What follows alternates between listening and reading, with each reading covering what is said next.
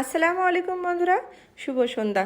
কেমন আছেন আপনারা? আশা করি ভালো আছেন। আল্লাহর রহমতে আমিও ভালো আছি। তো এই যে আপনারা পেঁপে একটা দেখতে পাচ্ছেন আমার হাতে, তো এটা দিয়ে আমি আজকে জুস বানাবো, সেটাই আপনাদেরকে শেয়ার করবো আর কি। প্রথমে পেঁপেটা আমি ভালো করে ধুয়ে নিলাম আর কি। তো এই যে তারপরে কেটে নেব আর কি। তো দেখেন পেঁপেতে কিন্তু অনেক বিচি আর কি। তো এই বিচি আমরা পরে আর কি লাগাবো আর কি বাড়িতে আর কি। তো দেখেন বিচি আর কি ভরা। প্রথমে পেঁপেটা পুরোটা কাটার পরে অর্ধেক আর কি নিলাম আমি জুসের জন্য। তো পুরোটা কাটার পরে এই যে দেখেন বীজগুলো বের করে নেব, তারপরে একটু ভিতরটা পরিষ্কার করে নেব, তারপরে ছিলে ছোটো ছোটো টুকরো করে আর কি কেটে নেব আর কি। তো এই যে দেখেন ভিতরটা পরিষ্কার করে নিচ্ছি।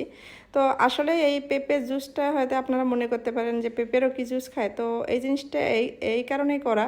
তো আমের আমরা অনেক সময় জুস খাইছি, তো বাচ্চারা কিন্তু ফল হচ্ছে পাকা পেঁপে অনেকেই বাচ্চারা খেতে চায় না, তো ওই কারণে এই জুসটা আর কি করা। তো আমাদের বাড়িতে যেহেতু পেঁপে গাছ আছে, প্রায় সময় পেঁপে পাকে, তো কিন্তু আমরা বড়রা খাই, কিন্তু বাচ্চারা আর কি খেতে চায় না। তো সেই কারণে আমি চিন্তা করলাম যে ওরা আসলে জুস খুব পছন্দ করে, তো সেই কারণে আমি দেখলাম যে একদিন আমের যেহেতু জুস খাওয়া যায়, তো পেঁপেরও হয়তো জুস খাওয়া যেতে পারে। তো আমি এইভাবে জুস আর কি বানানোর পরে দেখলাম যে হ্যাঁ, বাচ্চারা খায়, ও বুঝতেই পারে না যেটা পেঁপের জুস না আমের জুস, কেন স্বাদটা হচ্ছে আমের জুসের মতোই হয় আর কি। তো এই যে দেখেন পেঁপেগুলো কাটার পরে ছোটো ছোটো টুকরো করে নিলাম আর কি।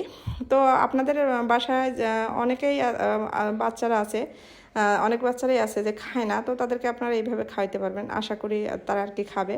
তো এখানে আমি কিন্তু পেঁপেগুলো ঢেলে দেওয়ার পরে হালকা চিনি দিলাম। চিনি বড়রা খাইলে চিনি দেওয়া না লাগবে আর কি, কিন্তু যেহেতু বাচ্চারা খাবে সেক্ষেত্রে আর কি কিন্তু একটু চিনি দেওয়াই লাগবে, কারণ জুসটা একটু মিষ্টি হলে ভালো লাগবে। পেঁপেতেও মিষ্টি আছে, কিন্তু তারপরে একটু দিলে ভালো হয় আর কি।